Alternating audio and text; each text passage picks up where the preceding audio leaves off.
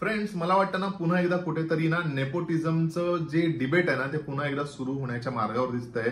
हो, त्याचं कारण म्हणजे एक नवीन फिल्म आली आहे जिचं नाव आहे आंखों की गुस्ताखिया, ज्यामध्ये आपल्याला नेपो किड शनाया कपूर हिचा डेब्यू होताना दिसतोय आणि तिच्या अगेन्स्टच आपल्याला विक्रांत मासी देखील दिसतोय, ज्याने ऑलरेडी प्रेक्षकांना धक्का दिला होता की तो रिटायर होतोय आणि कुठेतरी ते मोठं कन्फ्युजन होऊन बसलं आणि ज्याच्यावर त्याने क्लॅरिफिकेशन देत पुन्हा त्याचा कमबॅक करत ही फिल्म घेऊन आलाय आपल्या समोर. सो कसा वाटलाय याचा टीजर? 1 मिनिटाचा टीजर रिलीज झालाय, पण तो मला कसा वाटलाय तेच तुम्हाला सांगतो. चला तर लगेच सुरू करूया. वैसे तुम्हारी इस सिचुएशन में लव इज ब्लाइंड कहना वाजिब होगा?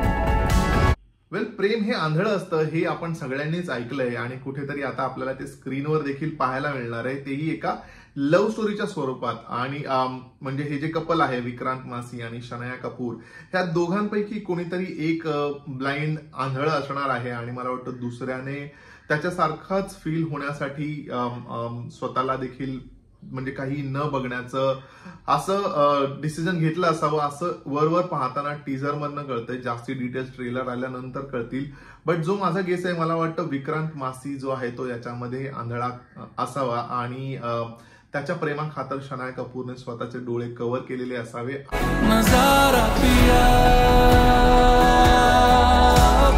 त्यात मला वाटतं एक जर्नी असणार आहे, असा माझा टीजर नंतर गेस आहे की एक जर्नी अशा पद्धतीने ते पार पाडणार असावे आणि ती जर्नी कशी असणार आहे हे बघणं इंटरेस्टिंग असणार आहे. थोडीशी वेगळ्या प्रकारची लव्ह स्टोरी करायचा प्रयत्न केलाय मेकर्सने आणि जिचं लिखाण मला वाटतं मानसी बागलाने केलंय आणि बघायला मजा येईल की काय एक्झॅक्टली कशी ही लव्ह स्टोरी उलगडत जाते. म्युझिक विशाल मिश्राने केलंय आणि टीजर मध्ये जे गाणं आहे ते थोडं अपिलिंग वाटतंय आणि मला वाटतं म्युझिक चांगलं असेल याबद्दल वाद नाही, कारण लव्ह स्टोरी किंवा असे प्रेमाबद्दलची गाणी करण्यासाठी विशाल मिश्राचा हातखंडा आहे आणि त्यामुळे त्याने तो गाणी आणि म्युझिक खूप छान करेल याबद्दल मला शंका नाही.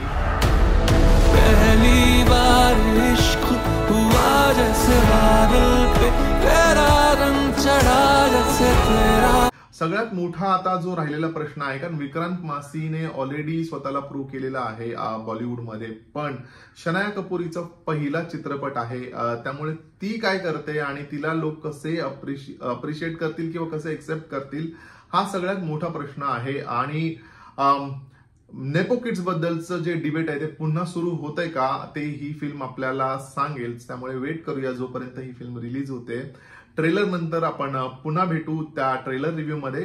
तुम्ही तोपर्यंत टीजर पाहिलाय का ते मला सांगा कॉमेंट करून आणि माझा रिव्ह्यू कसा वाटलाय हे देखील मला सांगा. व्हिडिओला लाईक करा, शेअर करा, चॅनलला सबस्क्राईब करा. भेटूया पुढच्या रिव्ह्यू मध्ये. तोपर्यंत स्टे ट्यून.